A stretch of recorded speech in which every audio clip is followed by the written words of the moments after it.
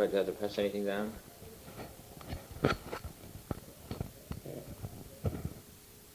I'll put that down when I want to talk. Yeah. My name is Gerson K. Bernstein. I live on 79 Highwood Road, West Hartford, Connecticut. I was in the military service from February 1942 until February 1946. Until early 1943, I was in a number of U.S. installations. Approximately in March 1943, I was sent to North Africa.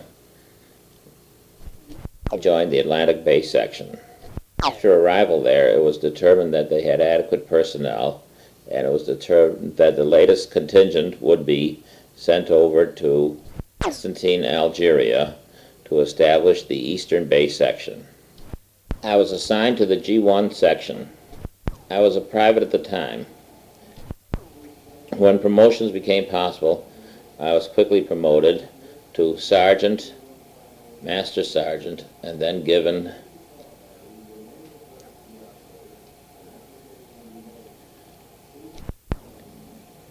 an appointment to a warrant officer. The first Jewish chaplain we had in the Eastern Base Section was Jack Honig. The base section headquarters was moved from Constantine, Algeria to Matur, and then ultimately to Bizerti. To my knowledge, Chaplain Honig did the normal duties of a chaplain with, of course, emphasis on service to the Jewish people. He did hold services and did what he could to help refugees. After Chaplain Jack Honig, it appears to me that we did have a Chaplain Breslau for a period of time. However, I do not recall any unusual activities performed by him. In March 1944, I was assigned to the Northern Base Section in Ajaccio, Corsica. On that base, there was no regularly assigned chaplain. That is to say, there was no regularly assigned Jewish chaplain. However, we were given some service through the Air Force, and Chaplain Emanuel Honig, a brother of Jack Honig, did come to the island periodically. Whenever he would come, we would hold services. He would look into whatever matters were appropriate for his position. In August 1944, a large group from our base section was sent to Marseille, France, where the Delta Base Section was organized. Delta Base Section had charge of the southern half of France. While in Corsica, I was assigned to the command group as an administrative officer. I was with the same command group in Marseille, France.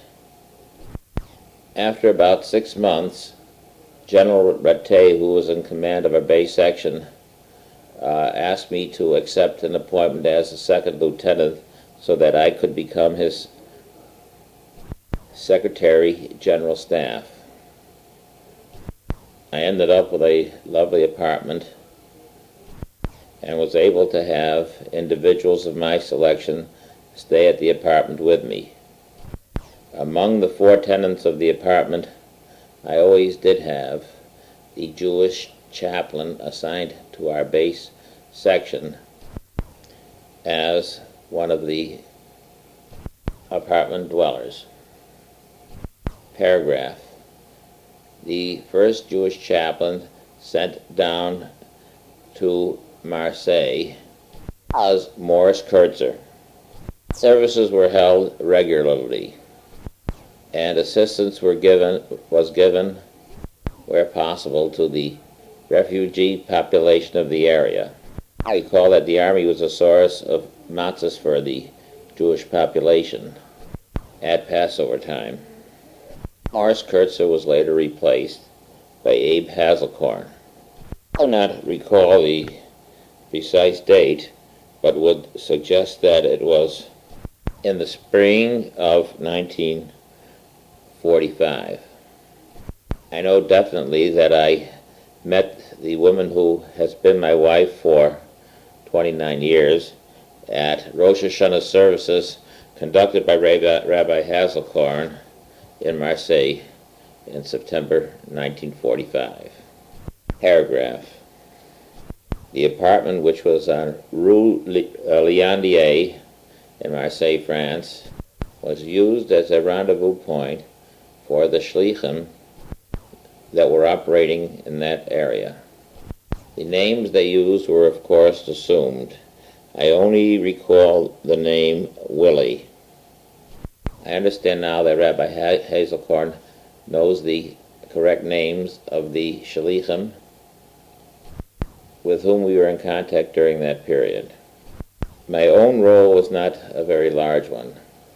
It was only that I had the apartment and also was Secretary General Staff, and therefore in a position to afford a certain measure of protection. From my recollection, it seems that the work with these shlichim took place during the period that Rabbi Hazelcorn was with the Bay section.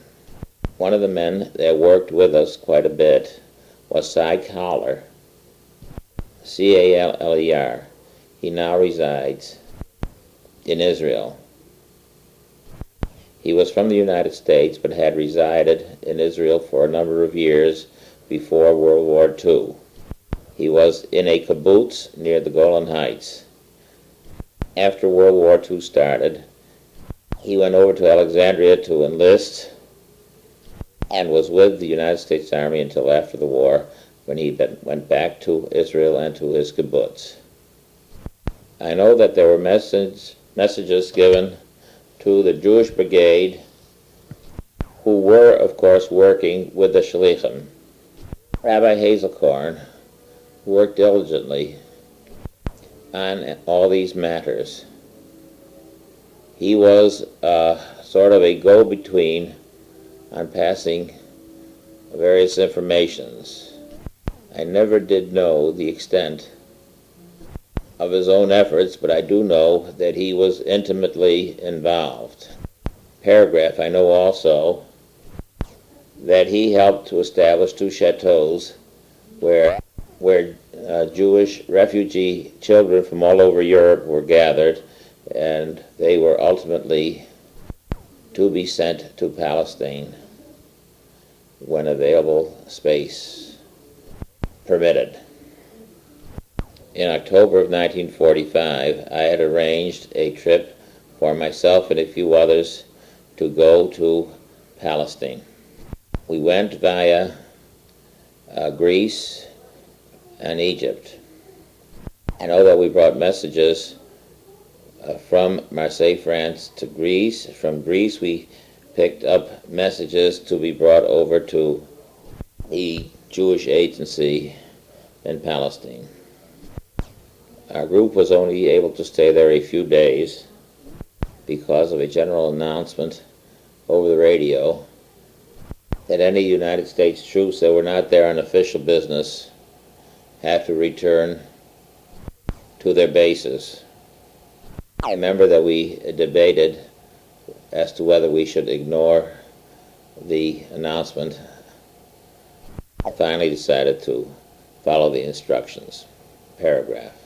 When we returned to Marseille, France, Rabbi Hazelcorn told me he thought it would be a good idea if we could tell the refugee children about Palestine, since all of them were planning to go there. I said I would be very happy to talk to the children. On the way to the chateaus, I debated as to how I was going to converse with them. I decided that I would try to talk Yiddish with a mixture of German, which I had learned. It is one of the humorous events my wife and I talk about and reminisce about when we see Rabbi Hazelcorn. I didn't realize that the Yiddish we speak is a patois of German and the language of the country we are in. I had to look to the rabbi and ask how to say so many of the words that I wanted to convey to the children there. Paragraph. Going back to Morris Kurtzer, from my knowledge of things, he did a fairly good job as the Jewish chaplain. I did not know of any of his involvements with the gathering of arms and other requirements that were needed for the coming state of Israel. Paragraph.